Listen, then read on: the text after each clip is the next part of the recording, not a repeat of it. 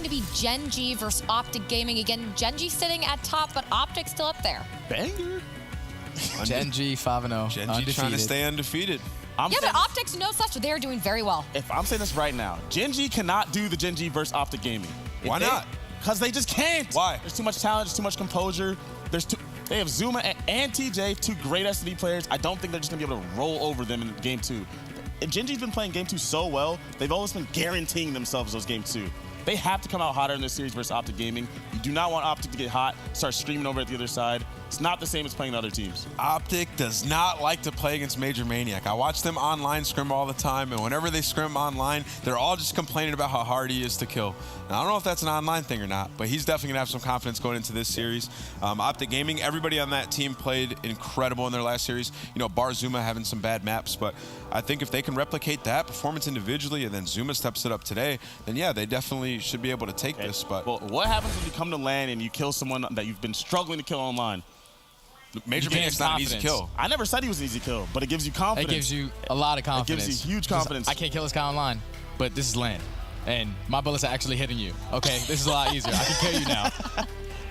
So, okay, Gen G or Optic? I'm going Gen G 3-2. I'm going Optic 3-1.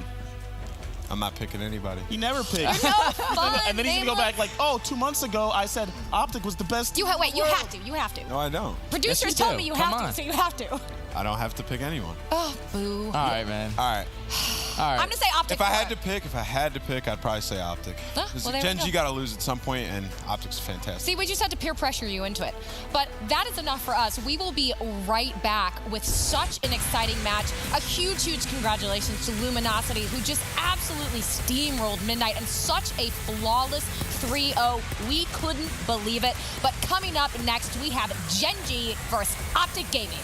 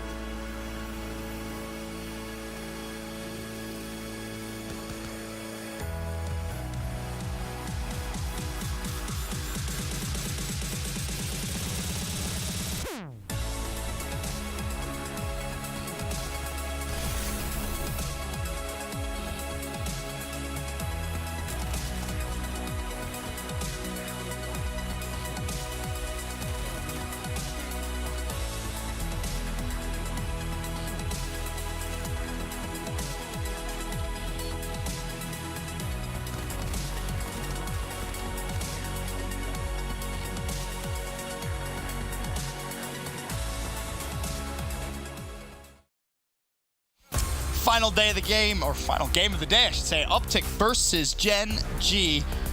Benson and Chance guiding you through the action. Chance, how do you see this one going? That's actually a great question.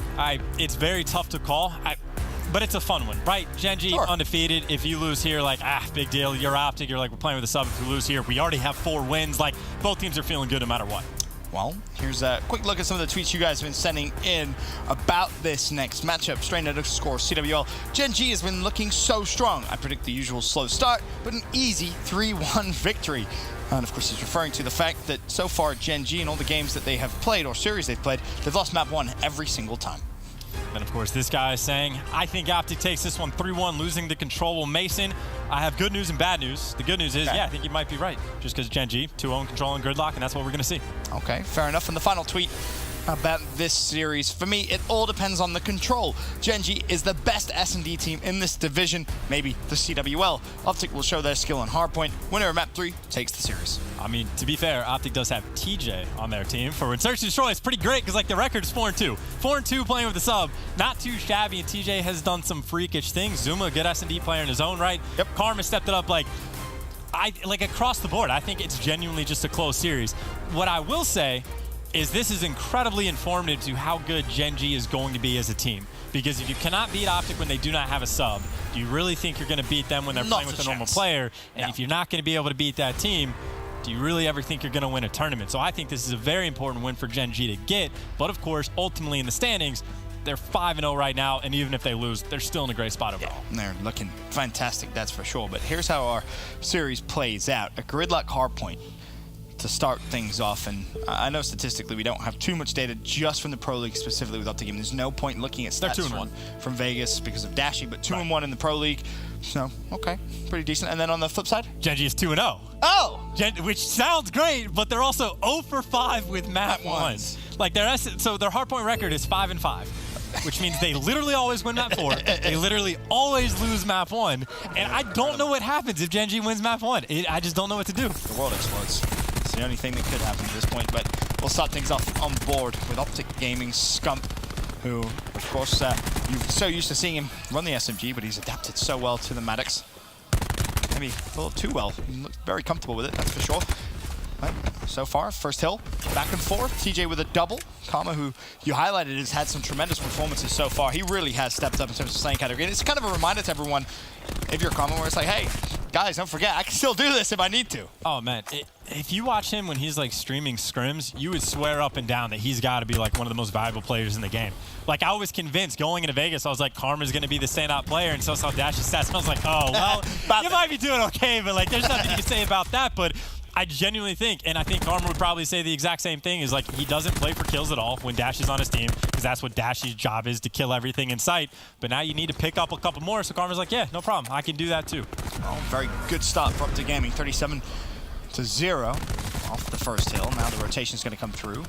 TJ trades out Karma's life and now looking for more. Bear in mind, TJ 205 away from streak, so he's going to want to play this a little more passively than he normally would play. Just 80 points away. This could be a big fight. Seems like a perfect time to send it to Optic Gaming. Astro listening. I'm on streak. Pillar, he's pillar. Two. Sushi and 18. Two screen cards. We spawn on the back. We spawn on the back. No, I got a landing though. I I'm here. I hit him. Pillar. Nice shot. One shot, guys. One shot, pillar, and outer. More outer. Nice. Good trade, yo. I'm going through. I'm going rock first. Who's ever told you should push through Grandma? I will. Alright, I'm watching your right side. Here's nothing right. It could be a close corner. Check your corners. One's in the very back on me. Nothing corner. Oh, they're grenade. I'm weak. Close. Hold on. I'm here. I got one close to me. Dojo one shot. Play light. Back door. Okay. Yo, we spawned Grandma. Yeah. Wake him. Get back door first. He's weak. Back door. You can push close. One shot, two there. But one's done close. Nice. Close. Naga one shot. Two there. I got another one. There's another one. Box dead. Go. He'll push. One shot. Push. He's bind. Bind Damon. He's one shot Damon. One's outer and tree. Stay alive. He's pushing you close. He pushed in. Havoc, one shot. We're here. One shot on hill. Outer showers, one shot. Alright, yo, hold. One shot Naga, Naga towels. We need help back here. I'm coming, Porter. One's already out. Naga, one shot on me. Dead. Nice, 2. Help on the back. One could be Play my thrown life. in. I'm playing my life. Oh, one more. Front. He's at the door, Damon. I got a heal. He stunned me. I'm stunned. I got you. 2 push. 2 Hey, push. he caused it. Another one. One shot. one, Dead. another One more. One down front. Bind. One down front. Got one. Two. Arm in the back. In the back. One shot. Oh, I spawned up. We spawned One shot in the front. back space. Stop front. Absolute in the back space, bro. We're good. There we go. We're coming Main Street. Push out on you. Yeah, he's front white. He's right side white. Trying to watch over. He's on me. There, of course, insight into how Optic Gaming is communicating. Important to note, Zoomer was able to earn his first streak through Lightning. Not able to find anything else, though. But as it stands, Gen G, a very, very marginal lead. Only 18 points. Very back and forth. Optic Gaming struggling to break through on the previous hill, but this one they do get inside a little bit early. Of course, the close spawn's coming in from Gen G. They're trying to fight back. TJ inside the hill is able to pick up 3. Now Space has got to take the 1-on-2, which again, TJ on a tear wins that one as well. On a 5 spree, 85 points off of streaks. And, well, he's going to pull out Daddy War Machine to try to make it happen. Flak is already put on, so doesn't connect with the kill and gets shot in the back. Gen G so ahead of the game with putting on that flak jack. And that's twice TJ's been close to streaks and just not been able to get him. That time he tries to make the heads-up place as well, secure him with a War Machine, but to your point, Gen G already with flak on their classes, ready and waiting for TJ to do just that. Is now over towards our second rotation of hills. First hill, Kama inside for Optic Gaming. Meanwhile, Havoc trying to make plays. Grav Slam, that's a double. Scump and Kama full. Zoomer invests the Lightning Strike. He also managed to trade out Havoc as well, so Optic Gaming with control. Yeah, the Gravity Slam is always nice on the hill, but the Lightning Strike, much, much better. So Optic Gaming able to just get right back inside. Karma smells the flank out, but basically wins the gunfight up close, and, well, now he's up top with the SOG, and at the very least, he's going to be help his team get those spawns for next. But, of course, you're trying to get on through. You got to go quickly. Mox up top eventually gets found out, but looks like he might have taken just enough pressure on for his teammates to start the contest. Finally, Major Maniac and Nagafen take the players down. Gen G get control, and they're poised to get these final 12 seconds on the hill. And of course, again, because Spacely goes on the flank early, they do have those spawns. Well, now you see a War Machine invested by Spacely. And we see Flak on Optic Gaming classes. Well, fires it out, doesn't connect with anything just yet. Nothing close, no hit markers at all. Doesn't connect with anything with the War Machine. And Optic Gaming make Gen G pay. 3 go down. Zuma thinking about pushing through. Doesn't necessarily need to just yet. Gets the information from TJ where he's spawning, and bear in mind, he's spawning way out, so that gives them indication exactly where Mox is going to be. And because of that, number 5 on the minimap should be able to sniff him out. Up top, there it is. Good reads from Optic Gaming, but they need the kills as well, and not going to happen just yet. Unfortunately for Oh, no. Gen G, team kills come in, but Mox is also getting kills on his own. Karma, the final player inside the hill right now for Optic Gaming, and there's 3 players coming to take him down. Nagafen, by the way, already has the Lightning Strike, 40 off the Hellstorm, and 20 seconds left on the hill. It's going to be good to at least get that next one, and of course, you got to imagine you're going in a tree. Yes, Optic is there early. You call it a Hellstorm, you drop a Lightning, whatever it's going to be. They're going to have to slide into showers. They're going to have to push one way or another. You have the opportunity for the break. Yeah, worth mentioning that isn't a magical tree that can protect you from Hellstorms like we saw in Black Ops 2 and Raid. This tree, yeah, Hellstorms will go straight through it, but Optic, they're first to rotate. Again, back and forth match, 132 to 132. Optic take the lead once again, but will we see those streaks invested? That's the big question. One more push comes through, but like lambs to the slaughter, Gen G try and slide through. Optic Gaming ready to take those fights, and finally the streak comes through, but it's a bad one. Team kill comes through, Spacely drops, and Optic Gaming look at maybe a full 60 here as the Grav Slam invested, and Karma actually finds 2 there. Optic, it's a perfect hold. And that's about as big as it gets as well, because you can see Gen G, despite the fact that there's 25 seconds, Space is like, I gotta go. We gotta rotate, not the gaming. They got 3 members at the next hill before Gen G can even begin to get there, which means you got Crimsix sitting inside the old hill, just racking up all the time. Nagafen, though, another team kill coming in from Gen G. And there's still one player for Optic inside to potentially cause problems. They find him, they sniff him out, Zoom is taken care of. But even still, all that fighting, Optic, they're still going to have the good spawns for this hill as well as that 30-point lead. And this rotation was looking like maybe it was going to be negatively affected by the fact that Karma rotates mid-map, doesn't spot Spacely. Spacely gets good timing, and Karma did end up spawning out, but Optic still, they just push straight through. They retake control. Of course, there is still one streak at play here for Gen G, but you're not really going to see it invested on this hill. Has to be damage limitation from Gen G. At least split the time, if nothing else. A quick glance over towards the specialist. You have a Tempest available for Gen G. What else? I think that's about it, right? Major Maniac, I think he's close. He may actually have just earned the Annihilator. On the flip side for Optic Gaming, TJ with a War Machine. I mean, for Gen G here, if you can split this time, you use your streak on new and you control the spawns, that's how you win this game. A lot of potential here, and even on old Nagafeng cleaning up the final kills. Looks like Zuma might be thinking about going for one more challenge. He is nearby. Oh, you got to be careful. You don't want to feed him too many points, but I guess if you have gun skill like that, it doesn't matter. It'd take him down. Nice little kill to get, but that lead, of course, is dissipated, and you got to expect that Hellstorm. Well, maybe doesn't even need to be called in for the moment. Optic is going for the pinch, but Naga doesn't need the Hellstorm when he's getting kills like that. He finds two. Now all the pressure is going to be coming to the front, and well, you do have a Tempest if you want to use it, but honestly, the Maddox has been pretty good for you as well. Eventually he gets dropped, Optic Gaming contest, and this is where you want to call that Hellstorm. Hellstorm's going to drop. What will it find? Well, a couple of Optic Gaming players are there, and then the hover for the final, and Karma will drop 4 dead. 30 seconds. You'd love to see Naga try and play down street, play for those spawns, and that's going to be the game plan. Major Maniac, he's popped his Annihilator as they push straight through bottom middle. Needs to connect with a kill, does barely. 20 seconds left. Gen G will develop a rather sizable lead, but nothing too crazy. It's these big fights on transition towards the new hill, which is going to be absolutely everything, as Major Maniac still with a couple of shots, one shot to be precise, left of the Annihilator, whiffs it. Optic Gaming, ready and waiting on rotation. And it would be well worth the investment, really, for both teams to try to make sure to lock down this hill. You got Scump that's got the TAC 5 there. That comes in. You got the War Machine if you want it. And Zoom at some point will earn the Tempest, if not on this hill, on the next one. So it is important for Gen G to break through, because there's a ton of time that can be locked up right now. Crimsafe with the ICR, and you see the Tempest actually comes out as looking for more kills. The front side is taken care of. How do you get past the ICR? You got to go through mid. It looks like Nagafeng just praying that he can get a chain off. Important to note, Optic cannot win on this hill. They can put it pretty far out of reach as trades come through. Grab slam from Havoc. Now Gen G with control of the hill. Optic still, though, not giving it up. 2-12, 2-10 in favor of Optic. Hardpoint contested once again. Havoc ring around the Rosie. 2 players from Optic. There's 1. There's 2. A nice break from Gen G, but now the focus on the other side of the map. It's Crim6, who's first to the party in showers. Major Maniac will drop, and Optic, if you think about the first rotation of hills over towards tree, the way that they locked it down, it looked almost simple for them. And now you got a Tempest in case you need that as well, but you got the concussion, you got a Sog, which is good enough to take down 1. Havoc, though, able to pick up 2, and of course, you do have a split spawn essentially coming in from Gen G, so the pinch will be there, but you got to win the gunfights on the front side when the flank is coming in, and Zuma, well, he's got a Tempest to make it happen. They clear out the front side, and now they know the pressure's coming in the back, and you got to get past the Tempest, which Zuma, he's able to find 1. He's going to be looking for more. He connects with the 2nd. He whiffs on the 3rd. But so much time going the way of Optic, they can win it here. Finally, he falls. 232, 220.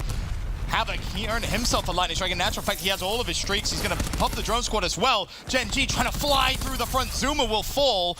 Mox was there to support. Now it's Gen G's turn. They can't win here, so keep your eye on number 5. It's TJ. He was first off spawn. The big fight on the other side of the map. This could well decide the game right here. Major Maniac inside the new hill. TJ, so smart, so sneaky.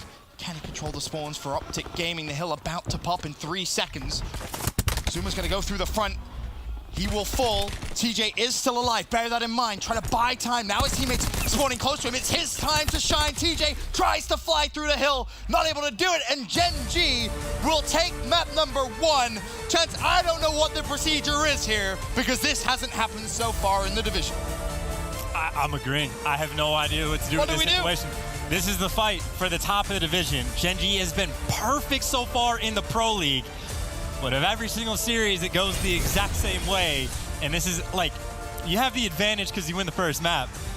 But it's just, that's not been their strat so far. Their strat's been lose map 1 and then win this series. So we're in uncharted territory here. We don't know how these guys are going to respond to being ahead in the series. I think I know what's going to happen. Optic Gaming is going to 3-1 now. Is that like that might be the That system? might be the procedure. Then maybe Gen G just need to lose game number 1. Maybe that's what it is. But you talk about that game as a whole. I mean, Optic played it well up until the very, very end. It just came down to those final gunfights, right? I mean, what you saw TJ do, try and hold that spawn down. It worked. You saw Zuma spawn directly on him, but again, just not able to win the fights.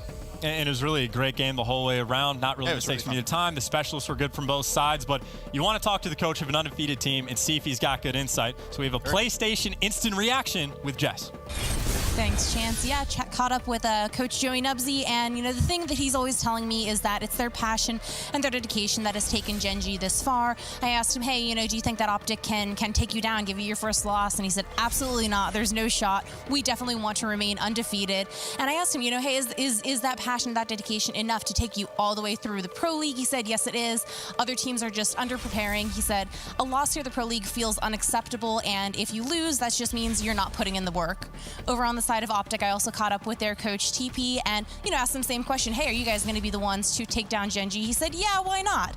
Their main focus right now is on the S&D. He said the way Gen G plays, that Optic is going to have to do a lot of counter-stratting. Gen G tends to group up a lot, but he added he does think that they can out-talent Gen G. So let's see if that's the case. Ben and Chance, back over to you guys. Thank you very much, Jess. Great to see, of course, Teep on the main stage, former colleague of ours, former professional player, world champ as well. The man can do it all, that's for sure. But he's trying to give Optic a little bit of insight going forward into game number 2. And why is that important, Chance? Well, because Gen G, they haven't lost a search. Absolutely. Undefeated so far in both series and S&D. And just to look at the end, how things go right and go wrong. The Tempest, honestly, you do your job, you pick up a couple kills, you slow it down just a little bit, but then Havoc, again, calls in everything. He's got the Lightning Strike, the Drone Squad, the Hellstorm, and burns it all, which the Lightning picks up 2, which gives you the clearance to get inside. And all this time that they get isn't good enough to secure the game, but I think it gets them, 5 points away, which means Optic on the rotation, they have to be perfect, and you got the good spawns on this hill, which means you're going to be the first to next. That's where it comes down on the top side of the map. Yeah, it's pretty unfortunate. Again, you can see the way TJ's trying to set this up. He has the support at this point in time with Krim and Zuma. And then again, you see the play start to develop. Final 3 seconds before the new hill pops. And you're right, it's 7 seconds all Gen G need. Then Karma does win the gunfight over towards the hill, and that actually does open up the spawns in the back for Optic, but it doesn't matter because all the players inside for Gen G, they just won their gunfights. Nagafen had a phenomenal game. Havoc obviously got hot with the streaks at the end, but a very solid game number 1 performance, which again is weird. It's the first time we've seen it for Gen G, but again, they are fighting to be the only undefeated team, and Optic obviously, if they win this, you still got more Call of Duty to play tomorrow, but then they're at the top of the division. Yeah. And if Optic's at the top of the division when they're playing with a sub, again, that is scary. That's a big old yikes for everybody else in the division, that's for sure. No disrespect, of course, to Zuma, but, you lose Dashi. I mean, well, what more can you say about him, right? You look at his performances at Vegas, and he's a big impact. The almighty Bruce, not here, still watching from homes. Of course, he's going to be supporting the boys. Wants them to put in a good old shift, that's for sure. But as it stands, Optic Gaming 1-0 down, and Gen G undefeated in Search and Destroy. What is going to be the story following this map? Well, they're 2-0 on payload. And on the flip side of the table, Optic is also 2-0 on payload. And if you remember yesterday for Optic's performance, this is where TJ is literally picking up 4 pieces that all fit in the best play within, 10 seconds of each other from the first kill to the last. So definitely have to keep an eye on him to be doing some nutty stuff. Something I'm actually very interested in is, does anyone on Optic attempt to snipe? We've seen it a couple times back when they were playing UIU. Krim has tried it out. TJ's done it at times. It hasn't really gone great for him, though, I will say. The best part was, I believe it was Scump that tweeted out, Krim trying to snipe. Lol. He wasn't too fond of his teammates' performance with the sniper rifle, but I know Krim, he can snipe. It's just maybe it was a bad map. I believe he hasn't got it out just yet, but we'll see if maybe it is something that you might consider pulling out later on in the map. Well, passive play right now from Gen G. Havoc's responsibility is just the entire flank. They got 1 player to watch the push coming up from mid, which frankly right now for Optic, there's 2 players doing it, but you talk about first bloods and the second blood. It's all going the way of Gen G. Nagafen is there for at least 1 trade. Karma, though, able to pick up 2 kills. Finally, he gets taken down. Havoc for the final 2 cleanup kills. And that is perfection with the timing, not only the first bloods, but Havoc, the man responsible for the flank, make sure that he comes in perfectly timed to clean up those last 2 players and shoot them in the back. Now, something important to note, we obviously mentioned Gen G, flawless in Search and Destroy. Individually, statistically at least. Oh, it's insane. It's nuts, right? I think all 5 players fall inside the top. Is it 7? I think it is, because there's 4 inside the top 5. Before yesterday started, they were literally 2 through 5, and Nagafen at 5 was tied with Karma. Oh, okay. So however you want to give it. So things have been shaken up just a little bit. I think Gunless has been able to crack in there somewhere, but you got at least 4 players within the top 10, so you're feeling pretty great. Pretty insane what they've been able to do in Search and Destroy. As Havoc, one shot, scrambles away with his life. Major Maniac tagged up as he crosses. Spacely, one shot, but Optic just not able to find the kills just yet. And a first blood for Major Maniac, surely a second and a third.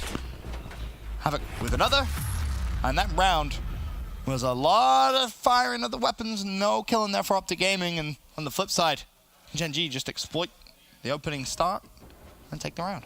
Blink and you miss it, and once again, it's Havoc coming in the very end in the flanking. Not shooting player in the back that time, but he gets the timing perfect, and that is the man that at Vegas had an outstanding performance in Search and Destroy. I think was like top 3 at the event, and of course you always have to keep an eye on him, but again, as pointed out, it genuinely is just across the board for this team. We'll see how Optic Gaming can respond and see if they can get back on defense, but right now, completely switch up a strategy. Last time they went towards B, this time they're pulling out that thermal paladin and looking over towards that. We talked about snipers. It's going to be Nagafen who's going to be the first to try and change things up a little bit. Of course, he has vision of one Optic Gaming player. That was Karma. Havoc's been tagged up as well. Bear that in mind. Nagafen's attention drawn to top window. Not going to spawn on anything just yet, but maybe in a few moments' time, might have some insight. As now is it Havoc's turn to try and make the play. Had the stun, didn't use it. Optic Gaming may actually push through. It's going to come down to Mox on the flank to potentially see 2 players from Optic Gaming. And this is a round now which is going to be very much based on timing. Yeah, I was going to say, Mox is out in Narnia, so Major Maniac had to deal with 2, and it looks like the collapse is here. You got 2 players left alive, and, well, Nagafen might be able to find one, takes him down, but has just the entire lobby to deal with. Tries to go for the hero play, and he made it close, but eventually Optic Gaming hold on, and, well, that was just the double flank coming in. Yeah.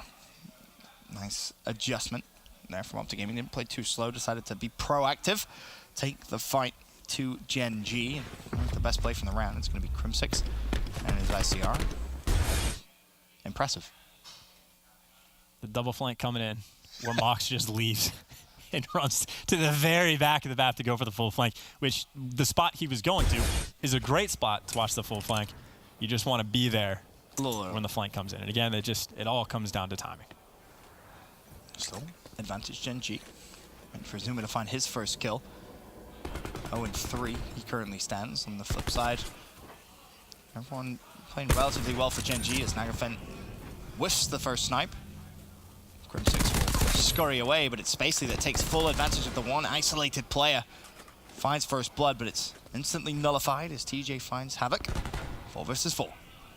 Yeah, Spacely in mid just needs to play his life, honestly. Just do damage. By the way, Nagafen is able to find a pick, but technically traded out, at least with separate players.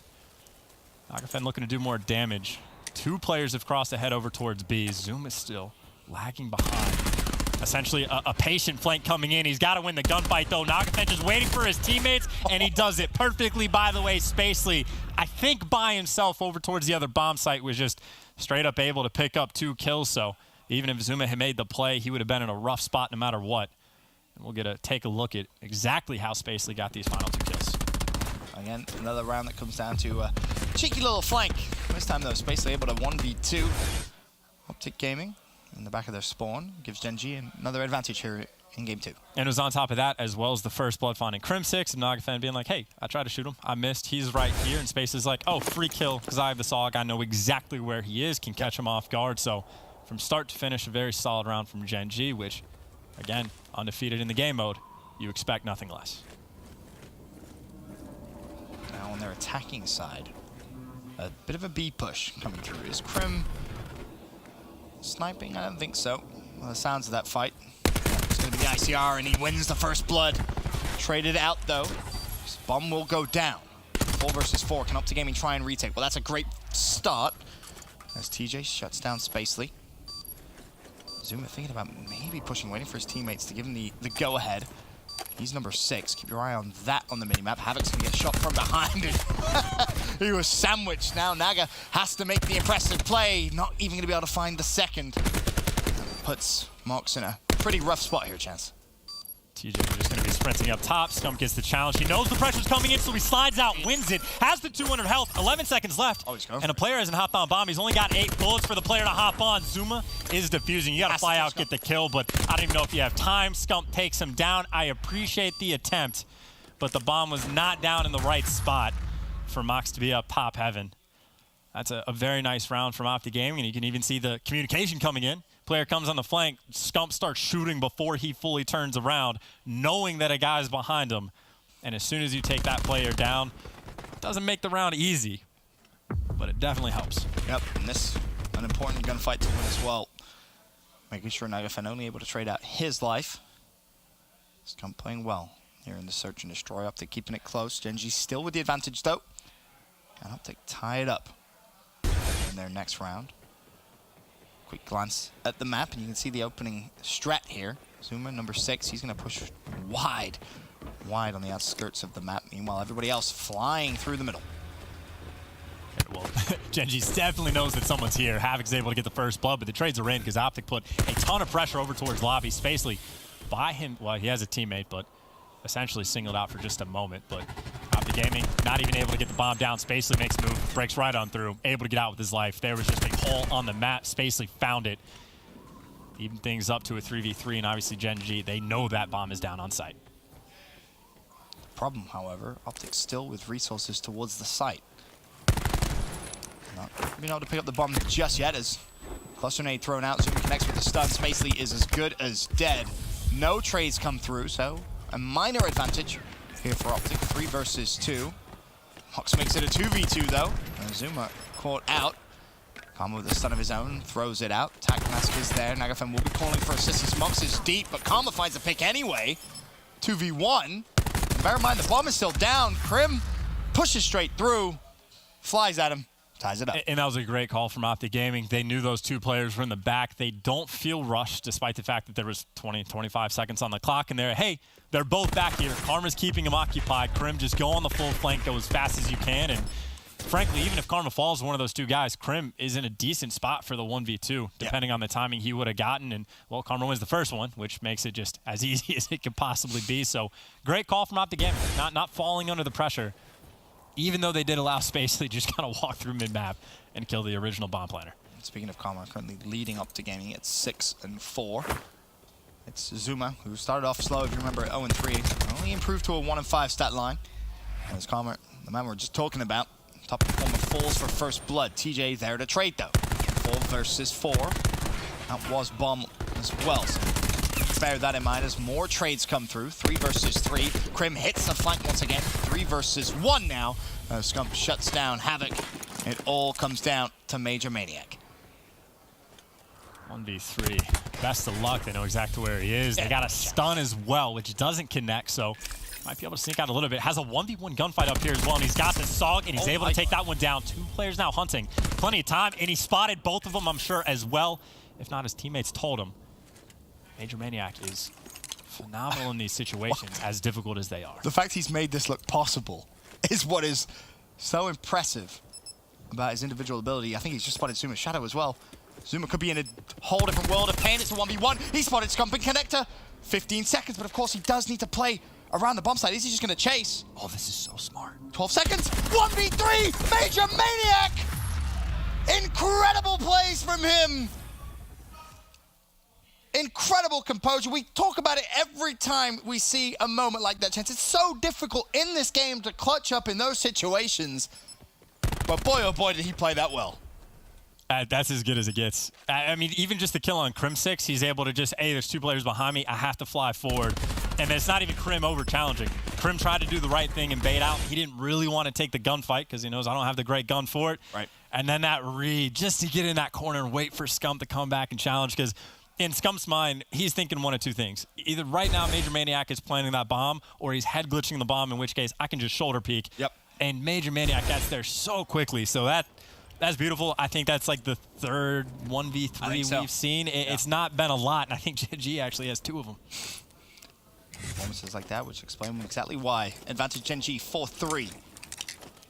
couple of specialists have been earned. Nagafen with 1. That's going to be the Tempest. Spacely very close to the War Machine. On the flip side, Zuma close to a Tempest.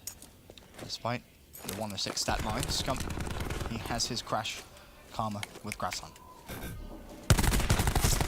First blood, Major Maniac. He's feeling himself right now. Very confident, that's for sure. 150 points away from streaks. That could honestly seal the deal here in this game. Yeah, he also gets an Annihilator if he gets another kill or EKIA. Nagaven has a Tempest as well, and that bomb is going down, and you might want to use it just because you essentially need a sniper in this situation. But he's worried about the pressure. He needs the help from his teammates, but 3v4 retake, this bomb is down exactly where Optic Gaming wants it. And at this point, they're probably playing around the streaks, or the potential 4 streaks for Major Maniac. Is he going to get him? Well, he runs into Zuma, who has not had the best map. 25 points, all he needs. Tags up Krim. At this point, an assist, anything, because the round is not on the table whatsoever. You know you're going to have to chalk this up. It's a 3v1. Not enough time for Major Maniac to repeat what we saw last time. But on the bright side here, if you use that Annihilator wisely, you get those streaks.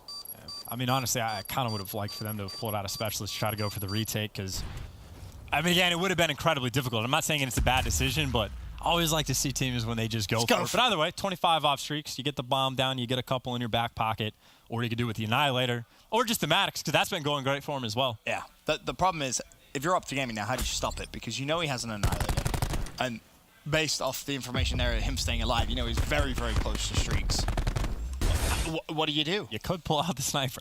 That's always an option for an easy pick. I'm not saying I recommend it in this situation, but that's always something nice. If you know where Major Maniac plays, look for that first pick. But no, I think you just got to play the S&D around however it's dealt to you, because streaks not hyper impactful on this map anyway, so you're not. It's not nice that the other team gets them, but that's not your biggest concern. You're more concerned about the specialist usage. So Optic Gaming, they're stacking a little bit over towards B. Well, that's where Gen G is headed. Important to note, Annihilator popped from Krim, and Gen G did not give Major Maniac the bomb. The Jiggle Peek comes through. I was going to say, I think they're trying to sell the bait, but Crim6 barely saw a guy, so they know he's here. Because they are not peeking at all because of the Annihilator. They're trying to drain down the time, but of course, now Krim knows for sure they're stationary. They have not wrapped over towards A, but they're getting close to that Annihilator just being gone. Another shot missed, and yeah, that's it. Annihilator used, you get nothing from it. So played pretty well from Gen G, but unfortunately they have zero map control, but they got an Annihilator of their own. He's next, he's got 2 streaks, but 28 seconds left. Trying to get that bomb down. Havoc, though, wins the gunfight. It's Karma up top, but Karma has to get past the Annihilator to take down the bomb planter. Good luck with that one. Karma up top. He does find Havoc and escapes. It's now a 4 versus 2. Major Maniac still with the Annihilator. Couple of shots left, 5 to be precise. Karma trying to cause problems down low. There's the slide. Major Maniac runs out, and Karma just manages just barely to get off the map there, and that was for full streaks. Hey, I was about to say, in the nick of time as well, but now you do have to deal with the Lightning Strike. You do have to deal with a Hellstorm, which, again, not incredibly impactful on the map, but even just a ping from a Lightning Strike can still be massively helpful. So just because they're less important on other maps does not mean they are bad to have at all. And, of course, he's still playing out of his mind to earn these streaks. Havoc is still playing well to get the kills before he gets the bomb plant. Very good executions right now for Gen G. Trying to keep that streak alive, undefeated in Search and Destroy in the Pro League. Trying to do it a little bit differently here with that Game 1 win as well. They've looked great. And Zuma struggling a little bit on this map at 2 and 8. Still a close game, though. And I'm curious to see exactly when that Lightning Strike is going to be invested. If it's just going to be a ping for Major Maniac. He is, of course, highlighted. There's the ping. Is he going to drop it? No, he's not. The ping forces Optic Gaming to maybe reassess their push, and they could be reassessing it right in towards Spacely's War Machine. He's pulled it out. A couple of shots still to give. Time ticking. Has about half of the War Machine left, so he doesn't have to worry too much about the time, and the shots may give away their position. Blind fires the first, doesn't connect. Well, they got the Hellstorm potentially to push him indoors. By the way, Havoc should now know that he has free clearance to sprint forward, and he's got the gravity slam. So you got a War Machine on one side, you got Havoc on the other. Karma gets dropped as well by the War Machine, and it's looking like it might be all but over. Free kills for Havoc, 2v4 for Optic Gaming. and not a lot of time on the clock. TJ gets double challenges. You get the streaks, but it might not matter. Scump is going to fall as well. Undefeated still. And Search and Destroy is Gen G cruising along in the series. Gen G, a masterclass at Search. And shout out to Major Maniac. That 1v3 again. That was filthy. So impressive. The composure from him clutches up big time as Gen G 2-0 up in the series for the first time throughout the league. They win map 1. Could it maybe be a 3-0? That's the question. Of course, the last series was. This one looking like maybe it might end the same way. Gen G on cruise control, it feels like. When we come back after this, Game 3, Control.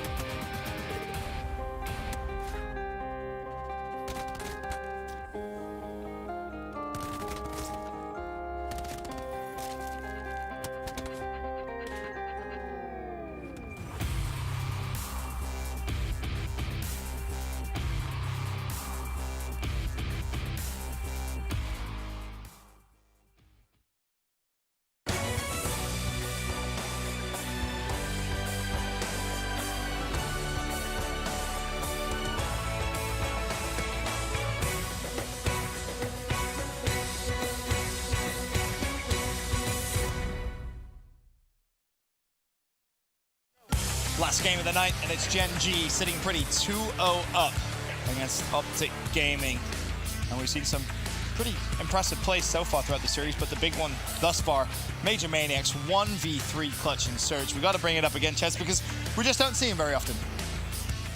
It's always been a thing in Search. If a player ever clutches a 1v3, someone screwed up on the other team, like the team that had 3, but I don't even really think that's the case. Like, they knew exactly where it was. They had him weak. They went to hunt him down, and it's Crim6 that falls first, which normally it's that guy's fault, but like, he only took the gunfight because he was forced into it. He didn't sprint into it. He just had the other angle covered while his teammates went to hunt him down in the back. And then after that, Major Maniac just plays it perfectly, stays alive, waits. As soon as Optic leaves, like, but Optic has to leave as well because they think Major Maniac might go. So again, Crimsix sees where he is, does take the gunfight, but again, because he has to, gets him one shot.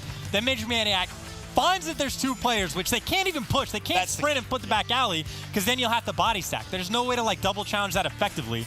So now they go for the full wrap, expecting like, okay, this has been 20 seconds now. Maybe he goes over towards B, and the timing is just perfect. Zuma doesn't see him. Major Maniac, though, gets just the free kill, and he sees Scump as well, gets it perfectly.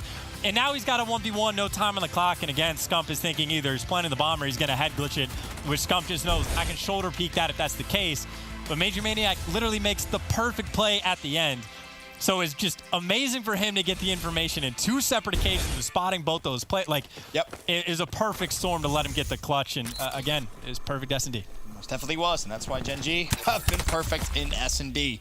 Now, though, we head over towards Control.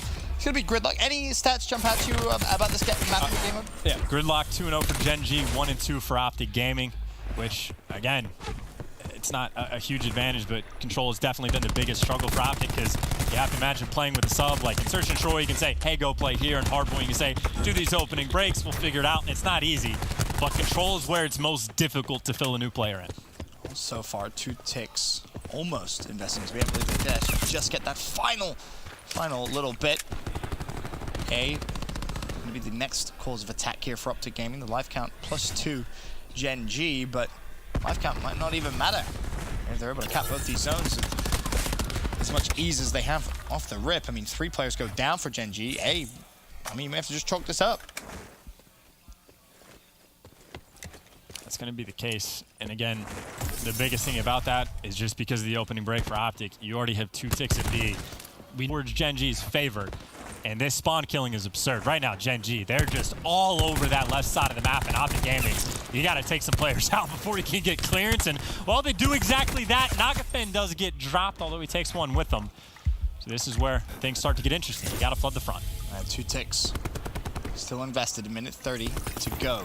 Gen G need a very solid defensive stance. They still have that life count, though. Advantage in their favor, only +3. So not a lot by any means. The grapple to open things up. Karma baits himself out, and the trades do follow through. Still contested, though, and TJ struggling to find out exactly where Major Maniac was. Still contested. Nagav trades out the life, and another good defensive hold. The life count now +5. And that was done pretty well by Optic, because you wait for the grapple hook. You go in, you get some clearance, but you got to deal with players at 18. Like, it's incredibly difficult to break from the front. First crack is going to fall. Crimsix, by the way. Well, he's got the 2-time side on, literally because Mox does. Like, Mox pulled it out, and then it was the next day Crim started using it as well. So you got to get straps from somewhere. TJ able to pick up 2. Finds the 3rd as well. They actually kill traded. But even then, Optic, they do all that great work, and then just in ICR, what do you do? Yeah, 9v3. Round number 1. It was a great start for Optic. They get time and pressure into both zones, but they're not going to be able to close this one out. TJ will fall. And it's important to note for the Gen G fans out there, if Gen G do win this match, they solidify themselves as the #1 seed in the division. No matter also, what. the #1 seed going into Dallas. Oh, wow. Okay, that's massive. Yes. More importantly, that's confidence. So, like, in my mind for Gen G, the seeding is great, but the most important thing is if you lose the Optic here, again, when they're playing with a sub. I agree. And, like, when they get dashy, like, how much confidence can you have when we're playing at Dallas if you have to face up against them? But if you beat them here, you know, say, like, okay, if we beat them, and especially if you get a 3-0, even when they get dashy, you're like, we got ourselves a series at the very least. Like, we know it's going to be tougher, but it is certainly better for your confidence going in. So, in my mind, that's why it's incredibly important for Gen G to get this win. Just for these open events, and of course, well, that #1 seed, oh dear. Yeah, it's pretty important. That's for sure. As off the rip, Gen G trying to put the pressure over towards A. 2 kills, 3 kills, 4 kills. Make it all 5. A perfect start for Gen G as they assault over towards the A zone. Are Optic even going to give it a pick? Well, here's the problem. 2 players have already overextended towards B. Optics, they're trapped now. You have to contest A. You may not want to, but you don't have a choice. 2, 3 more kills fall through. Major Maniac does drop. And I tell you, Karma saves the round with that kill. Well, Optic loves to do this, though. They will fight for a point tooth and nail, whichever one it is, because they will be quicker to contest this point, but they got to deal with 2 players inside. Not been able to take one down, and this is where it gets chaotic, Ben. So let's go to with Gen G, Astro Gaming listening. Outside yellow. Outside yellow. I have pitch. You're good. Go to A. He's in yellow. Run away. I'm going A with you. I'm going A. Post. Bait for me. Post this way. Come this way. Eamon's one shot side. I'm coming to stack with you. Helping you. He's going fast. Fuck it. Good tree. There's 3 in. Take your time. 4 there. All right. Take our time. Listen. Take our time. I have a stun soon. Yo, Cole, set up a pinch. Come on. When I have a stun, that's what Don't go far. Come in. Wait for my stun. Wait, we have crash. Wait for my stun, please. I'm waiting. I have a stun too. Okay, I'm stunning it now. Go now, guys. Go. Stun 2. I got one. Nice, 2. On the corner. Showers, one shot, mid tree. Stun him tree. To the right. Deep showers. Last one crown. Go, it's nade. That side, one shot. Put on flag. Yeah, One shot, watch out the door. I'd be pinching. Go back right. Nice, 2. Go, Joe. I'm using my war machine. They're already in. 2 in. Their side. 2 their door. To their door. Trophy dead. Slip me. No, I died 20 off. I have grass spikes soon. Guys, we only need one tick. Take your time. I have grass spikes and a kill, bro. Yo, we have Annihilator for this round. He has War Machine, remember that. Plenty of time in the round. You can hear Gen G saying, pull out flak. Remember, he has a War Machine. The communication on point. It is worth mentioning, when we joined that, it was a little chaotic. And then all of a sudden it settles down a little bit. Like, listen, guys, let's just take our time. We have plenty of it.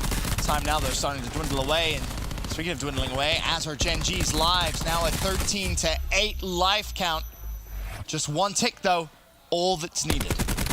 Almost every single team in this game would be happy to give up A early because it's easier to defend B. Optic Gaming is flipping the script. They are doing a phenomenal job so far of holding A. TJ, though, needs to finish some kills, and he doesn't. Havoc eventually is able to get him. Still, though, life disadvantage for Gen G, but they have a pinch coming in. Major Maniac and Nagafin on a flank. Optic, though, inside the hill. Those players got to go big. So far, they're staying alive, but now Major Maniac going for the pinch. Karma takes him down. Karma now has the reinforcements. That 1v1 is huge. You got an 8v4, but he does fall. Gen G, they've clutched once. They might clutch again. And, well, they have that grab slam if they want it. No. But a 3v, make it 2, make it potentially 1v7. Looks like Optic Gaming, they did the damage. It was the push before that, when there was 2 players trapped in showers. That's where Havoc wanted to use the grab slam. Because if he jumps in there, you saw him trying to get through that left-hand side, and unfortunately he was picked up before he could use it. But if he does use the grab slam there, that round looks very different, because you still have that Gen G player going through mid, trying to put the pressure on. I believe that was that Major Maniac. So, important win. I think it was Karma as well that actually found that kill. So, very good round from Optic Gaming. And to your point, they do not give up easily. If you need a couple of seconds on towards A, they're going to make you work for it. They will fight every single point to death, and they do that quite well, as you can obviously see. And it's a small thing, but worth noting. If you're the War Machine player, I think you should have an engineer class. Like, if you want to run TAC-Mass the entire game, that's fine.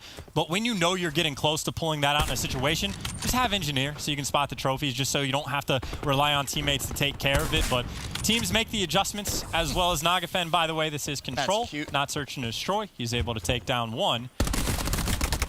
And he's going to have that for a while. By the way, that is a... that's yikes. That's a rough gunfight. By the way, Nagafen, who does not have a gun because he had a sniper, falls. And now 4 members for Optic Gaming on that B site. And honestly, they might just get this. It's Karma considering the grab slam that the pressure comes through. Well, a couple of players there. He's hit the flank. Decides to go with his weapon. There's 3 players all bundled together. That could have been a pretty dangerous grab slam. But for now, Gen G will hold. 2 ticks in towards B, and, well, guess where Optic Gaming is pushing now. Havoc is going on a flank, and, well, you say that, and Karma is ready before we are. He does not have the information we have in Codcaster. He can't see through walls, but he does have that spidey sense, or the goat sense, whatever you want to call it. But Optic Gaming back over towards this A point, a couple bodies in the hill, and, well, they already have 2 ticks at B. Now they got 2 ticks at A. Zuma, by the way, nice little 3-piece for him to get. That solidifies 1 point. Now you got plenty of time to start heading over towards the other. 2 minutes, 2 life advantage. You got a grab slam, annihilator, War Machine, Vision Pulse. Almost identical as the situation from round number 1. The only difference this time, well, you got a couple of toys to play with.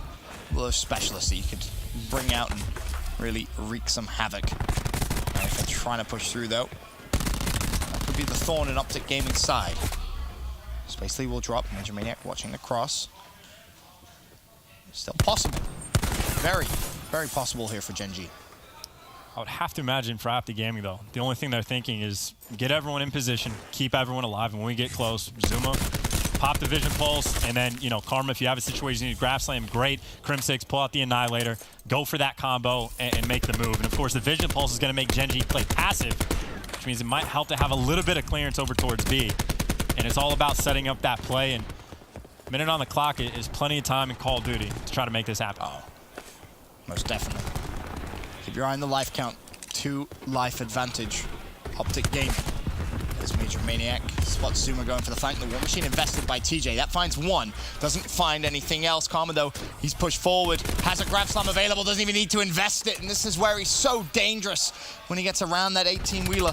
Unfortunately, though, he will fall with Spacely on the flank. 10 to 8 life advantage. Zone's going to start to be capped up. Scump will fall. Havoc shoots him in the back. Contested. Havoc does have the grab slam to use if he wants. Remember, when the hill is contested, time does stop. 7-7, the life count. Gen G looking to repeat exactly what happened in round number 1. 2 ticks into B, down in life count. 2 minutes to play. Gen G, you've got one more push to defend. The question is, how much do you want this round? Zuma not popping the Vision Pulse just yet, so they're just going to try to do it straight with guns. Havoc wants to take down Karma. That's a grab slam B, grab scam. Zuma, though, gets the trade, but kills straight out, 6v5. And it's important to note, Karma actually tried to use his as well, so he only gets half back. TJ flanks, though. He finds 1. Spacely with 1. Now 4 versus 4, 20 seconds. Another trade comes through. 3 versus 3. Major Maniac, is he going to peek? Yes, he does. He shuts down Zuma, but the stun comes through. Scump trades him out. 2 versus 2. Now a 2 versus 0. A Scump on the 3-time. Find the kills to close out the round. It was a crazy ending, but Optic Gaming clutch it up. Hot damn, down but not out. Optic are just, they're gritty in control. They'll fight for everything. They'll drag it down to the wire, and they'll come up big, and that's despite the fact that the grab slam play didn't go your way. I don't believe Zuma ever even popped that Vision Pulse. They made the round happen, and obviously Scump getting that 2-piece right at the end. I'm not sure if it was his stun grenade, but it was it was an important stun grenade. I'm sure. Stun, yeah, it helps. If Scump watches the rebroadcast back, he might appreciate that, giving the stuns some love. But advantage Optic, 2-1. It probably was his stun. I would assume so. Yeah, last time he made a good play with the stun, apparently I didn't give him enough love, so I'll give him the credit he deserves there. As Optic now 2-1 up. Can they close it out? You look at the specialist race, you still have the Vision Pulse for Zuma. On the other side for Gen G, realistically, Major Maniac is going to get an Annihilator at some point. Spacey's probably going to get a War Machine as well. But the start is emphatic. 6 players full for Optic Gaming, just 1 for Gen G. And obviously, the previous round, it does suck that Karma loses half of the progression on the Gravity Slam, but that means he's more than halfway there for this round potentially as well. So, you know, take a little silver lining, if you will. If it does go to a round 5, you would expect him to see it again. Oh, I think this round he might get it again. He's already a quarter of the way there. Yeah, no, you're absolutely right. At least from the halfway point. Especially if you're getting double kills like that, but Annihilator invested from Major Maniac. Nagafen trying to push through from the front. Here's Major Maniac's perspective. 3 more shots left. 275 away from streaks as well. Consider that as he tries to push through. Crim shuts him down with the ICR, and the big advantage that Gen G once had in life has dwindled away. And I'm not a fan of that Annihilator at all. It doesn't even try to check over towards 18, where you got to imagine players are going to be, but gets a little bit tunnel vision, pays the price. They do have a life advantage. It's not the worst thing in the world. Mox wins the ICR gunfight, and honestly, that might just be because of the ×2 side. It does help in the kill feed right there. Nothing but Gen G. They got the 18 control as well. This is where they make their moves. They find Scump, drop him. You got 2 bodies inside the hill. Your reinforcements, though, are going to be a little bit slow, so Optic's going to get here first. You got to win the gunfights. It's basically, though, going to win the War Machine fight. The reinforcements, now we're here. You're a tick and a half deep. Optic Gaming got to get inside, and honestly, I'm thinking Karma, well, if not Crim, just winning all the gunfights with the ICR. And the contest is finally in. They do not have 2 ticks yet. Gen G trying to just push out, and Optic Gaming just kind of laughed at him. It's up 3 kills, 13-9, the life advantage. It's definitely not over just yet, but you got to be careful you don't body stack. Spacely goes for the repeat, only finds 1. Now Nagafen, in a world of pain, the life advantage back to 3. As Mox finds Crim. Havoc just flies straight at Zuma, but it's trade after trade after trade. Still a minute 15 left. Finally, Hill contested. Karma finds another important win. Life count at 2. If I'm Gen G, I would stop trying to flood this hill. I would play for kills. You got so much time on the clock, and you had a bigger life advantage. But if you stack in the hill, obviously Optic's going to know you're there, and you got to deal with the gravity slam. So I go for kills. Mox finds another pick on Crim 6. He has been destroying in that ICR battle at least this round. If not the entire game, it's 7v5, plenty of time, just search and destroy. It is search and destroy from here on out. Cold the graph slam. Zuma still has his specialist to use.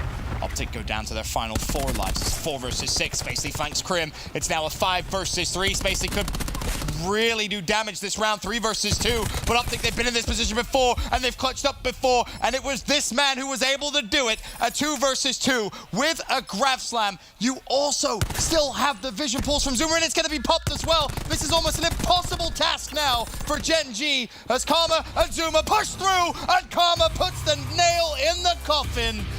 The double kill grab slam to seal the deal in game 3 keeps Optic Gaming alive in the series. That is the easiest grab slam Karma will ever have. Vision pulse. Oh, they're both right here.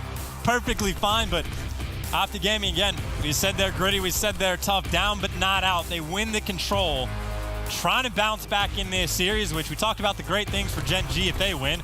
Well, Optic Gaming, if they win this, they don't guarantee their first seed, but you play more tomorrow, you're in a fantastic spot to get it, because obviously I think they'd have the tiebreak over Gen G for the head-to-head, so a lot of great things, and again, they're doing all of this with a substitute. Yes.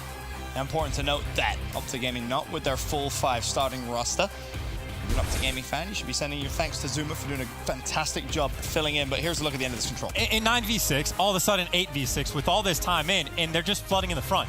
Which, yeah, you got ICRs watching over you, but then Spacely's going to fall, so that 9v6 is now a 7v6. And this is when they make the decision, okay, calm down, we need to play for kills. Do that a little bit before. The 9v6 is much more difficult, despite the vision pulse, despite the gravity slam. And granted, maybe Optic would save that for the round number 5 anyway, but 2 life advantage, and again, it just comes down to, even when Spacely getting these kills on the flank, players inside the hill, and try to keep an eye on who the members for Optic Gaming are that are getting these kills, because they go clutch. Scump falls Zuma with 1. And bear in mind, Zuma the player with the vision pulse, Karma the player with the graph slam. Karma 1, TJ 1, TJ gets 2. So TJ gets 2, Karma and Zuma both have 1. Karma gets his second, and then Karma gets the next 2. So a 4v7, Karma gets 4 of them. And obviously you got to give credit to Zuma because he goes off with the vision pulse because he presses 2 buttons and he's like, hey, right there. By the way, they're both there. Through walls, and then honestly, Zuma just has to make sure he doesn't get team killed by the gravity slam, so he just needs to run away, let Karma do his thing, so if he only kills 1, you set up the pinch. But a 4v7 that in a span of 5-10 seconds turns into an Optic Gaming win. We said all the great stuff for Search and Destroy for Gen G, the plays they were making, the Major Maniac 1v3. Optic does the exact same thing, well, exact same type of thing, I should say, in the control. And they did it not just once, they did it twice as well. If you go back to round number 2, I believe it was, they did the exact same thing.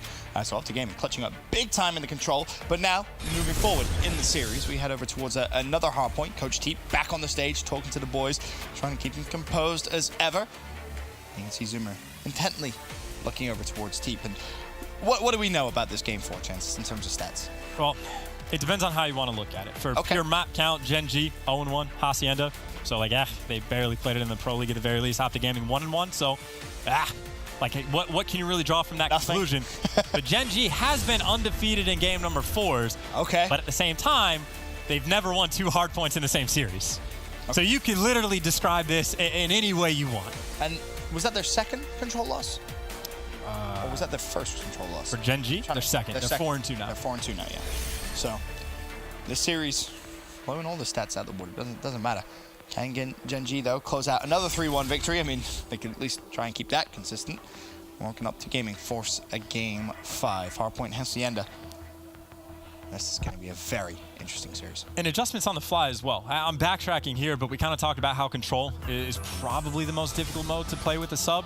And we saw Karma consistently pulling out the ICR over towards B on defense, which I don't know if that's what Dashy does or if Karma was doing that in the past, but at the very least, they had a strategy well put together. But opening break here in the hard point. Optic Gaming picking up a couple kills because Karma, again, toggling back and forth between the ICR, between the Maddox, whatever gun he needs to do the job with, he gets it done. They're inside the hill, but they don't know that, well, Gen G, they all spawn behind them. Yeah, they did. Gen G, favorable spawns, but can you hold on to the favorable spawns? Because there's still plenty of time left before we rotate over towards the Lambeau Hill. Karma's still up top, still being a nuisance, looking for one more. Not gonna find it, no. It's a hot 3-0 start for Zuma. Like that 4-0 as he finds Havoc up top. Mox already rotating, though, over towards the Lambeau Hill. And a good game from Zuma goes a long way, and I think actually for the win that Optic has on it, I think Zuma had a fairly decent game, but I'm trying to do this off memory, so maybe not, but on the uptake, Zuma 30 points off streaks, which, hey, sit inside the hill, get them. If not, the EKIA is going to do the job. Now Scump's picking up 2 on the backside. They have all their bases covered. They're only up on 9 points, but now you got full streaks out and control of the hard point. Scump, as you know, the main anchor for the team in the back, locking down spawns with the AR. Trying to do his job well, but he's got 3 players to deal with and eventually gets taken down. But Karma's there to just be ready to help him out. Zuma's got the drone squad for the extra little robot helpers, and this is just a very green kill feed. Yeah, this could get a little out of control here. A full 60, and maybe you use the Lightning Hellstorm early on fences. You're looking at back-to-back full 60s. Gen G do not have a point just yet. Admittedly, first hill, not too much to worry about. Second hill is going to be rough, but you've got to make sure this fences rotation, we're able to try and bait out a couple of streaks and just pull yourself back into this game. And we're also not 2 minutes into this game just yet, and Zuma is about 70, almost 75% of the way to the Tempest as well, which Tempest can be tricky to use, but the drone squad obviously doing a little bit of damage for him, even though he doesn't get the one gunfight. He does get the self-trade, but you're going to use the at least Hellstorm, if not Lightning Strike, to clear these players out, force them to connect or force them in the back. And while the ping is going to do that, you get a little bit more map control. Major Maniac, though, goes big, takes them down, and that gives Gen G a couple extra seconds of clearance before they got to deal with the score streaks. And they're just winning all of the gunfights, and you call it in. But for Optic Gaming, they don't really have anyone that close because they're all coming off spawn for the moment. So that's a couple seconds to get away, but everyone stays alive, and, well, they got to win the gunfights now. Karma able to get one, and, well, Scump and Crim6 find a couple. So Optic Gaming making it scrappy. Mox inside the hill, trying to stay alive. Scump goes for the hunt. You can't even get him. Gen G dealing with the pressure very well. Havoc gets the beat down on the TJ as well, and you still have, I believe, that Hellstorm for Zuma. So not the end of the world, but the problem, Mox now himself started working towards some streaks, and this is exactly what you needed if you're a Gen G fan. Just damage limitation, try and bait out some streaks, and I mean, this is best case scenario. If Mox is able to secure streaks of his own, Gen G's right back in this game.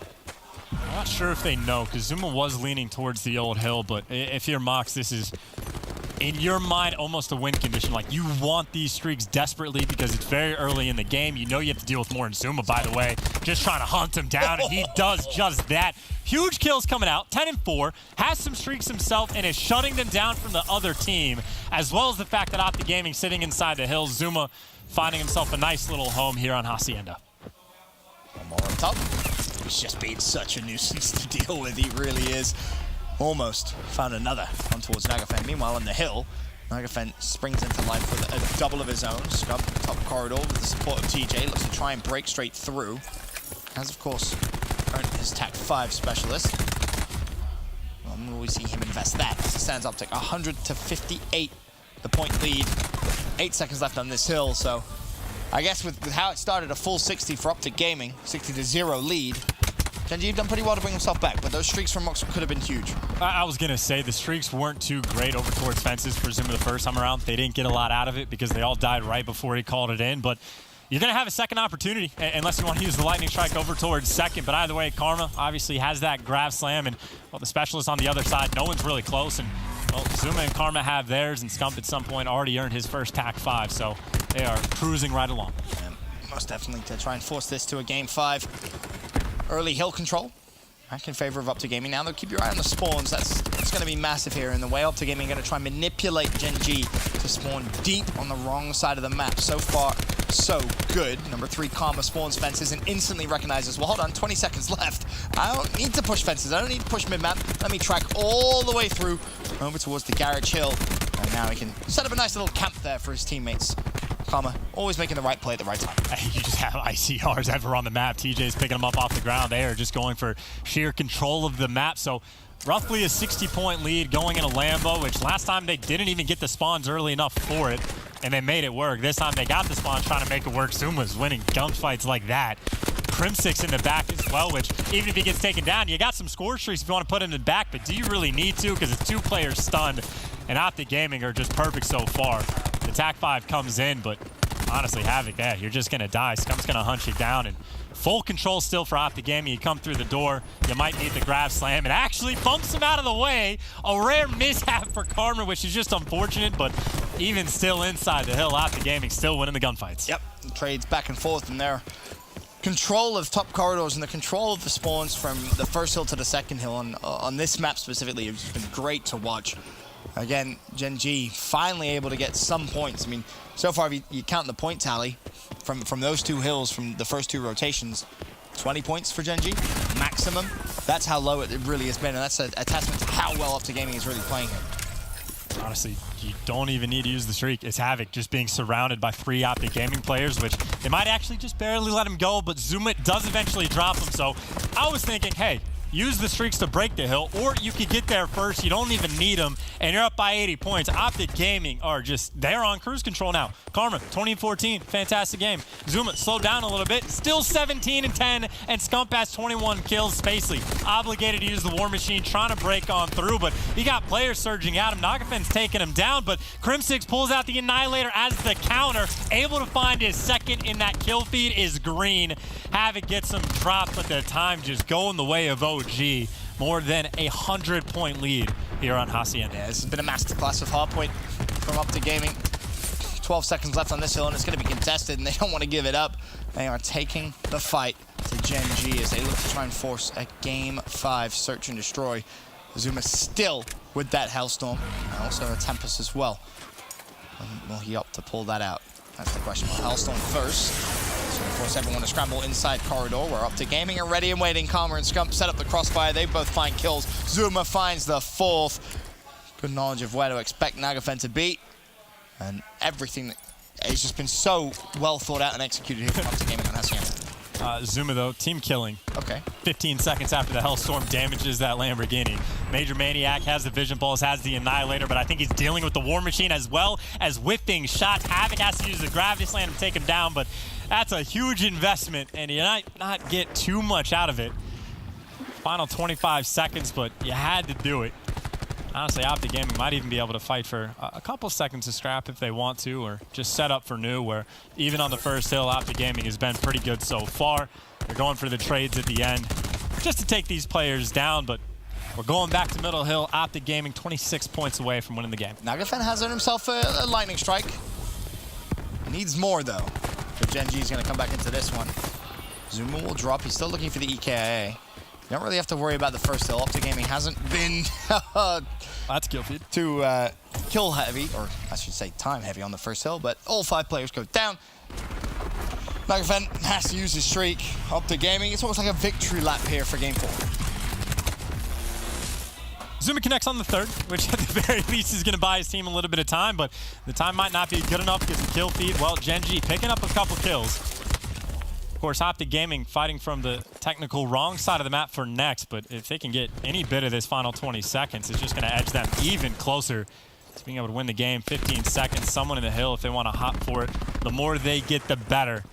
And it just makes it so much more difficult for Gen G. They're going to have to be very close to perfect for the rest of this game for any hope of pulling off the miracle, which unfortunately for them, you see Optic, Karma able to get the spawns for his team, which just is going to make their job so much easier to try and break through. The trade does come through thanks to Spacely's nade, but peekaboo. A couple of shots coming through Crim. Optic Gaming blitz into the hill, and Gen G spawning out towards fences. You have 10 seconds to touch the hill. And then, of course, you gotta do the hard part. You gotta kill him. And Zuma, he's just been fantastic to watch throughout this entire map. 24 and 15. Can he get 25? Not gonna happen. But performances like that are exactly what he's been picked up to provide. Optic Gaming forced the Game 5. Across the board, fantastic game, but here's the situation, Ben. Turns out Gen G only good enough to win one hard point in this series, and we go to a Game 5. where they're undefeated in the game mode, undefeated in series, and fighting for that #1 spot. All comes down to one final map. The series has been an unusual one. Throw the stats out the window, but it doesn't matter. You get what most of the neutrals are going to want, a Game 5 Search and Destroy. We'll be back after this.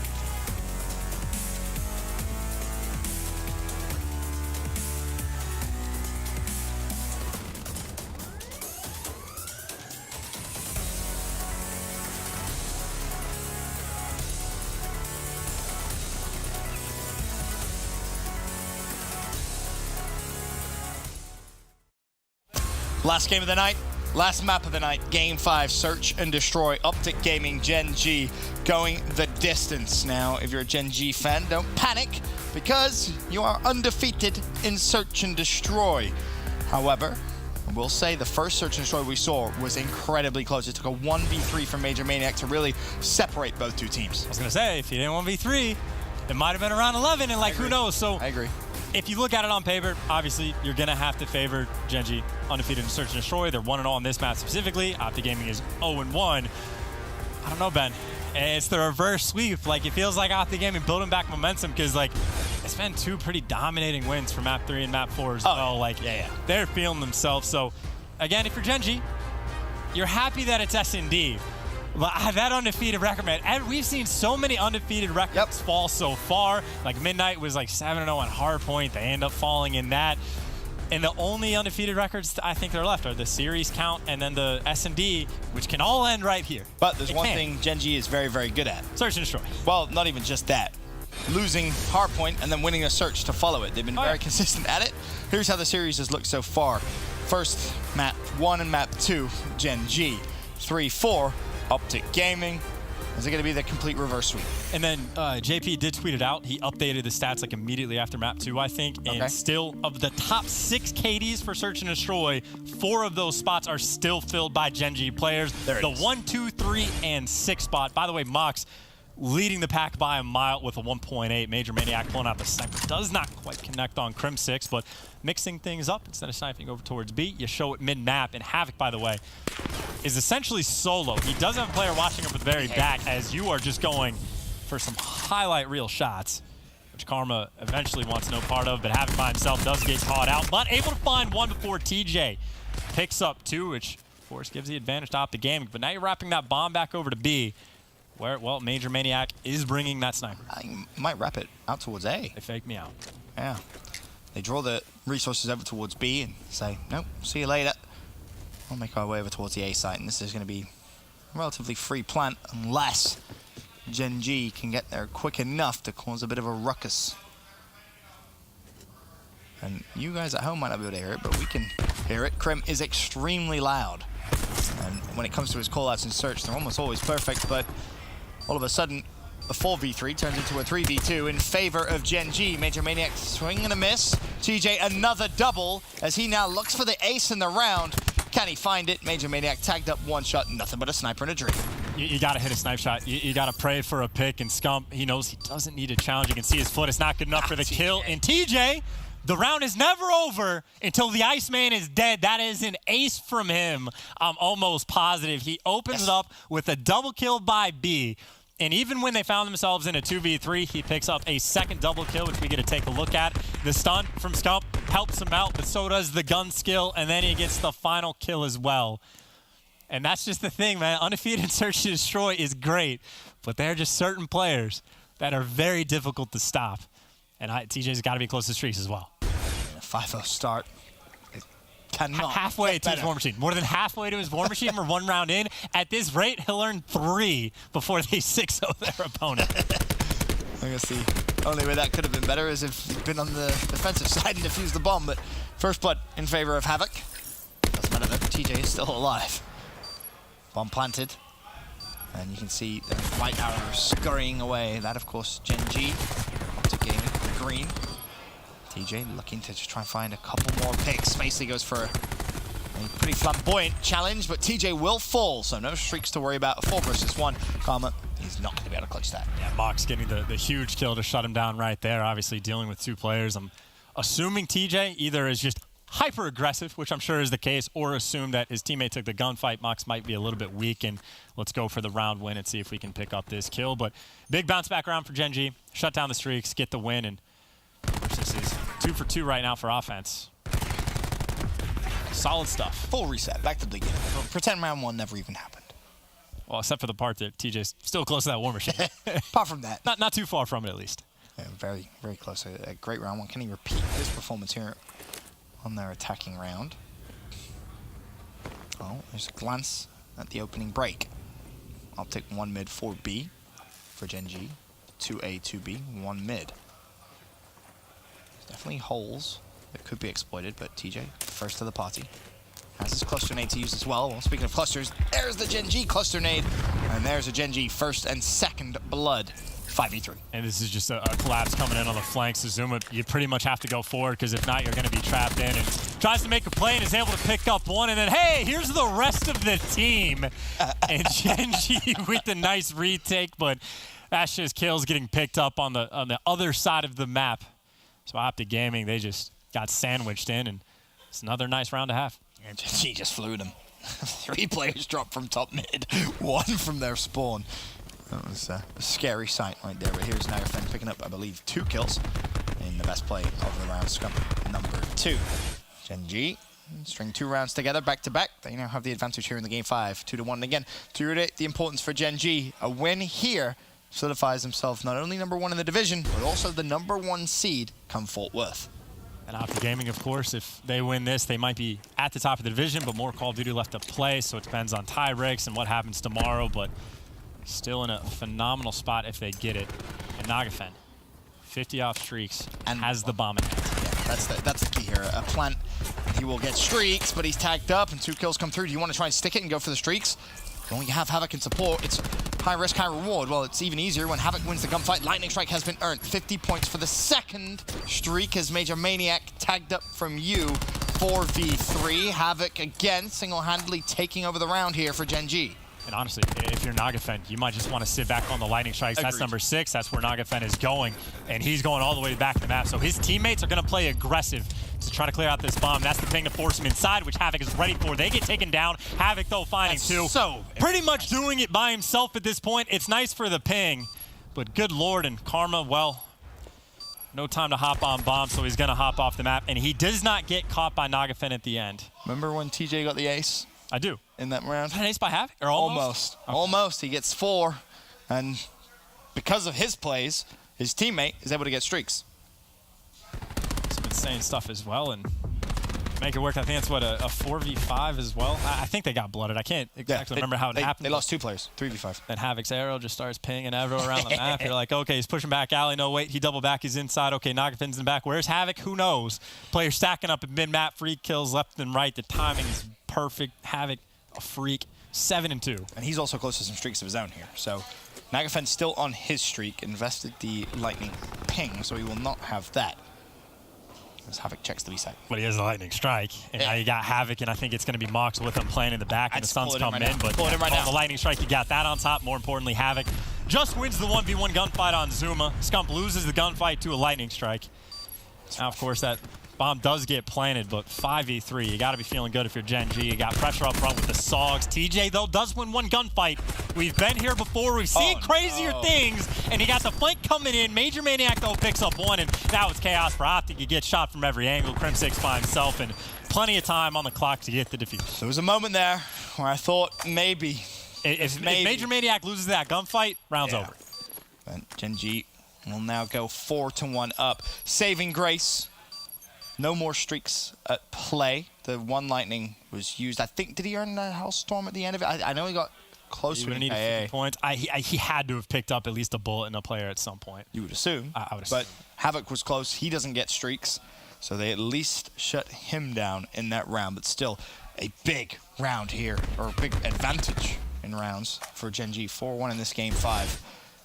We'll keep our eyes out on the top of your screen for whether that second streak was earned or not. He had a couple of gunfights following it, but I couldn't keep track of it. Yep, there it is. So he has a Hellstorm, also his Tempest. Gen G, they're primed to win this game. It's also worth pointing out, I'm assuming every player we've seen too at least had the flak jacket because they know TJ, hey, you get an ace first round, you're going to be close to the War Machine. So they're prepared for it. Should TJ get a kill this round and wants to pull it out, it's not going to be incredible for him, but could still be useful. Quick glance at the stats. Crim 1-5, Zuma 1-5, Scump 1-4, Karma 2-5. There's a grab slam to Zuma. Well, enjoy watching your teammates for the rest of the round. More kills come through. Havoc 1 more on the bomb. Spacely will take care of him. It's a 4 versus 2. All comes down to Karma and TJ. As Karma does find Mox, that now 2v3. Bomb planted though. Very tough position to be in. TJ's got to fight 3 players. He wins the first gunfight, has the War Machine, but Karma does fall. 2 players right in front, and Havoc's able to get both. TJ maybe making it interesting towards the end because those players were tagged up and weak. But that is now a, I believe, 5-1 lead now for Gen G, who still have the Hellstorm, still undefeated in Search and Destroy, and the final undefeated team for series as well in the Pro League for this division. Looking to hold on to that record in Division A. And so many players from Gen G making the plays in Search. Major Maniac, the 1v3 in game 2. Havoc so far in this game. Nagafen as well earns himself some streaks. Havoc's 12-3. What a performance in game 5 from him. Major Maniac is looking across at it. Thank you. Appreciate it. Started this round, though. What could maybe be the final round. Optic Gaming once again putting pressure offensively over towards B. The stun comes through. Is this now going to be Nagafen calling in the Hellstorm? It's almost deja vu. This time, though, Optic Gaming want to try and push through. What will the Hellstorm find? Absolutely nothing. One-man advantage for Optic Gaming. That's huge plays from Scum just to be able to win those gunfights. Nearly gets a second, but yeah. Hellstorm gone. You got the man advantage. That bomb is getting planted. Krim is not necessarily watching the flank, but is prepared for it. And of course, you do have players that might be cutting mid-map, might be cutting on the flank, and got to win the gunfights, and there's the first 4v2. I'm assuming Spacely should drop him because Crim6 could not heal. Zoom up top for the 3v1, and Optic Gaming staying alive, it looks like, for at least another round. Spacely trying to find some kills. Zuma takes him down, and we saw it in control. Down but not out. They are a very gritty team. They handle tough situations very well. But it still does seem like a mountain to climb. Because it is a mountain to climb. It's a very big mountain. You win the first round, so you take your first step on that very tall mountain. You still have to deal with some specialists as well from Gen G. You need a lot of things to go right.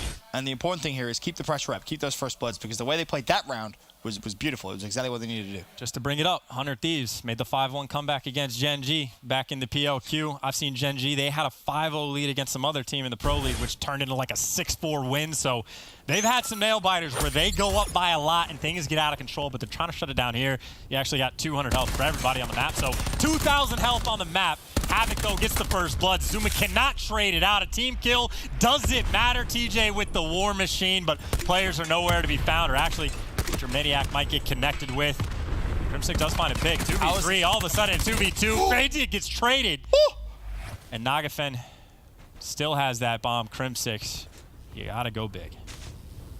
1v2 to keep Optic Gaming in the game 5. Of course, he is on the defensive side. Gen G will need to plant the bomb. Grim gets information, nothing over towards B just yet. Has he got the timing in his favor? Absolutely he does. It's Crim6. Oh, but he shoots maybe a little early. Forces Nagafen off the bomb. 24 seconds. Naga's gonna go straight for him, and Gen G fly, and Gen G clutch up to take the game 5, to stay unbeaten in Search and Destroy, to stay unbeaten in the division, and more importantly, to take the #1 seed heading into Fort Worth. The dream for them is still alive. Phenomenal play. Over the course of 2 weeks, they've been playing out of their minds in S&D. And if this is a team, if they can figure out how to win both hard points in a series, they will be a force to be reckoned with. And of course, well, Optic Gaming, they fall all the way down to 4-2. So still in a great spot as well, especially for the situation they've been dealt with. But Ben, that was a very good series, I would say, to end the day. Yeah, a fantastic series. We love our game 5s, and a very close game 5 as well, with some great moments in it. Some big clutches in the control, and also the Search and Destroys, and some hardpoint plays as well. But overall, for Gen G, I got a good feeling about this team. It kind of reminds me a little bit of TK from last year. Just a little bit, just a smidgen of them. I think coming in, not that many people would have really had them as this dominant team, but they've proven everybody wrong. They are the real deal. Okay, so they got like top 8 at Vegas, and I was feeling great about them. But as soon as they choked that game to 100 Thieves, and then I think they had to go through the losers bracket, whatever it was called, to qualify for the league, I got nervous for them, but you're exactly right. They seem to have improved massively, and they look fantastic. Yeah, they most definitely do. We can now throw it over to Jess with our PlayStation Instant Reaction with Havoc. Thanks, Ben. How does it feel to still be undefeated here at the Pro League? That was a really good match, and that felt amazing. Like beating Optic, we wanted to since we went up 2-0, we wanted to get the 3-0, and the nerves kind of got to us, and we started playing really hectic. And we honestly should have closed it out. In the control, we had lives almost every single round, and then we just threw it away, which going into the Hacienda kind of messed us up. But then we closed out the S&D last map, and I think we're still undefeated in S&D, which is nice. And S&D wins championships. So. Yep, and that is correct. You guys are still undefeated in S&D. You also, for the first time, won the first map of a series. So why do we always see you losing that first map and then coming back in the rest of the series? Well, I think Clay said it best on Twitter. We're not really warming up our communication in the warm-up area as good as we should be. But we focused on that today, and we came out and won first map. And I honestly got scared because I thought we were going to lose the series because of that. But we closed it out last map, and we got the job done. All right. And finally, I always hear you guys talking about your passion, your dedication. Can you talk to me a little bit about how that energy translates to a win every time? Well, I mean, working hard I forgot the line. I choked. No, it's going all over Reddit. No. Hard work beats talent when talent doesn't work hard. How did you do that? Okay, thank you. That's what I meant, boys. All right, don't roast me. Yep. You heard it from Havoc. All right, well, thank you so much. This has been your PlayStation Instant Reaction. For now, back on over to Katie at the desk. Thank you so much, Jess. And there we have it. Gen.G switching up their routine, finally winning that first map. And that didn't change anything because they still won the whole shebang, taking down Optic Gaming. Your desk is back. Nameless, Pac-Man, Study 6-0. I called it. I called it. I just want to say it. You guys all said Optic. 3-2 Gen.G. Job done. That's a good prediction. Thank you. Gen.G broke their tradition and lost and won first map. Had they lost first map, I would have been right. But congratulations to Gen.G. What's crazy is they were playing Pittsburgh Knights in the PLQ in their pool just to make it to the bracket play. That's what Chance was talking about. Just to make it to the bracket play. And now they're the #1 overall seed for Fort Worth. Great job to them. And they're beating everybody. Like, they're 3-1ing them. They're beating Optic, who's been pretty much lights out. Now, I know Optic doesn't have Dashy. Nevertheless, that's a great performance out of Gen.G. Like, winning both Search and Destroys. Incredible performances in each of the Search and Destroys by, Major Maniac 3v1 clutch. First of all, this clutch was ridiculous. They got good timing, but I feel like Optic here, they have to push him out. Like, they saw him here. That's where they knew where he was. You gotta run at him. And they just run at him like Nagafin and them just did in that last round of Crim 6. And then they kind of split up right here. And Zuma waits a little bit and doesn't exactly run with Scump, and then he gets taken out in the back end. And this is just a tough 1v1 situation for Scump to be in here. Guys has to make a decision here, decides to go back towards the bomb and, gets a couple bullets off on him, isn't able to pick up the kill. But that round led to pretty much the win in this game for Gen.G because he ends up picking up streaks, getting that progression towards his Annihilator. That was a swing round, so to speak. And from there, they were just able to close it out with the Annihilator and the streaks. Gen.G did a really good job. Earlier today, we saw a team pull out an Annihilator, and then it was UIU. They went into the fight against the Annihilator. As soon as Crim 6 pulled out his Annihilator in this round, Gen.G just waited.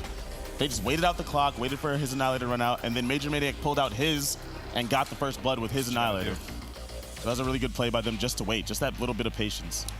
Their mid-round adjustments are incredible. Like, their decision-making in Search and Destroy is the best we've seen in Division A.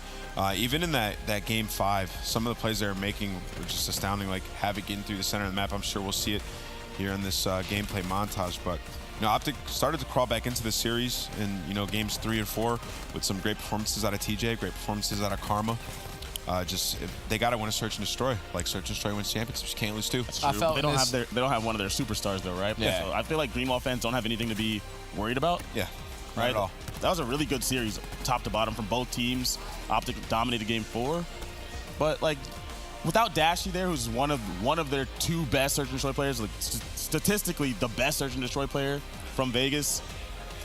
Yeah, and you're playing the undefeated team here, right? The best Search and Destroy team here. Like, you and can this look was at certainly it. competitive. Oh, absolutely. Oh, no, this was a great match. You can look at it and you can be like, yeah, once Dashy's back, it could possibly be a different story. But this was also a huge round. They decide to go with this A push. They give Nagafin the bomb. He gets it down, picks up that streak. And what I really like what Nagafin does is he goes into the back of the map here, right? He pings that lightning strike to get them to run inside. They pick up those kills, and then they're able to secure the round. And it's just like, when you hear the lightning strike inbound as a player, your first thing is, oh, we got to get inside, we got to get inside. So you have the closest cover you're going to run in, and, it forces them to pick up those kills there, and the trades go down. Havoc was working on streaks. Optic's very lucky that in the next round he didn't pick it up. He was only a kill and a half away. But that was just incredible play, heads-up play out of Nagafin. Optic started out so fast this game. TJ got an ace round 1, and then after that, for the next 4 rounds, they got 7 total kills. So they're averaging less than 2 kills a round after TJ's ace. Yep. That's because simply for the fact that their setups just had a lot of openings in it. There's no reason why Havoc should be able to run up mid-map, flank your top window, and get a 4-piece. Yeah, he ran. I hope it shows right after this. He runs through mid, goes up the stairs, hits a grab spike, just does so much. I'm pretty sure he picks up 4 kills in that round, which is just insane. Yeah, it may have just grazed over it, but he's 14-5 at this point. Absolutely having his way with Optic Gaming here in Game 5. They're just always, like, you could just tell, like, Gen.G, every single round is a strategized round, and if something happens, they already have something that's a backup on what they have to do, like a plan B, plan C.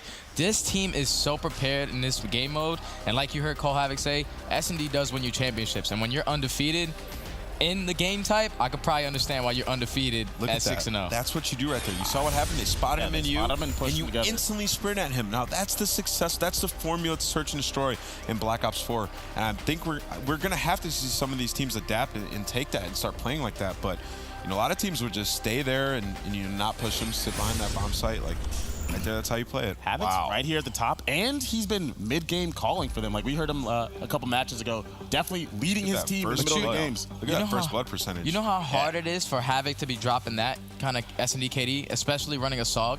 Like, I can understand for Mox is sitting back with an ICR, probably putting on a Maddox in there. But as a SOG player, it's impressive. Having a 1.79, that means you're basically running around gunning everyone. You're not posted gunning everyone. He's clearly their aggressor, too, with a 21% first blood percentage. That's absurdly high. Unbelievable. That's absurdly high. Definitely the reason why they're undefeated in Surge. I wonder, so Study, you've mentioned these kind of like mid-map changes. They're constantly working on things. Do you think that's kind of that extra little bit of excellence they have that allows them to kind of roll over everyone in these situations, their ability to just micromanage? I feel like Gen G have been able to just change everything on the fly. But when you consider an Optic Gaming, they have a sub. Their original strats aren't the same strats that they already have because Tommy does not play the same way that Dashy does. So when you're just throwing something at Gen G's going to be able to counter it immediately, especially because I know they're going back and they're doing their homework. That means they know how every team is going to be playing on every single one of these maps. So they're just going to counter it every time. And the fact that Havoc is able to run up mid and get a 4-piece, that's a perfect counter to it, perfect blind counter. They're just so next level with their strategizing, and it's amazing to see. Well, and I mean, that's got them now, as our casters were saying, the top seed going into Fort Worth. Like, that's got to feel great. Oh, yeah. It's a great Wednesday for them. There was potential for Gen G, this roster at the POQ, to not even be in the Pro League. Yep. I think that really motivated them when they went home. I think they really improved upon everything. You know, certain individual players like Nagafin is playing amazing. Unbelievable. I didn't know Nagafin had this in him. In the last few years, he hasn't been as good. Yeah. And then he's literally lights out. Every single player on this team is great. Spacely had a great series. Everything's working well for Gen G right He's now. activating that lizard mode that people used to talk about in Black Ops 3. He was like, whenever he starts doing that,